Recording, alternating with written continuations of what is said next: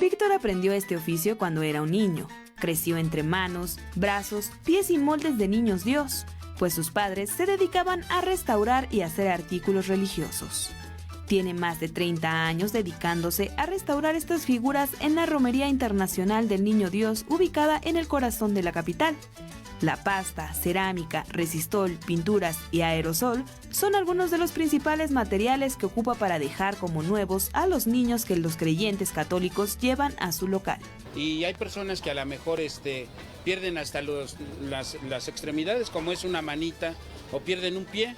Aquí tenemos nosotros, como usted puede ver aquí de este lado, tenemos manos, tenemos piernas, tenemos de todos los artículos para, en el caso de que les llegue a faltar alguna pieza, nosotros se la podamos poner.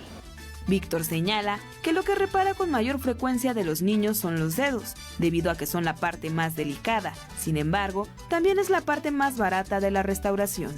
Por un dedito andamos cobrando entre 40 y 50 pesos.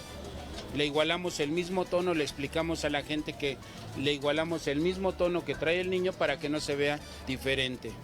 En ocasiones, el Niño Dios ha permanecido en la familia por generaciones. El amor y la fe que cada persona le tiene a su niño Jesús es lo que hace que al dañarse lo lleven a reparar en lugar de tirarlo. Fue un accidente, ya sabes, los niños en casa. Llegué y lo puse en el sofá y el niño no se dio cuenta y se sentó arriba de... Es un regalo de mi suegra para mi niña, entonces pues no, o sea, el chiste es conservar lo que te regalan.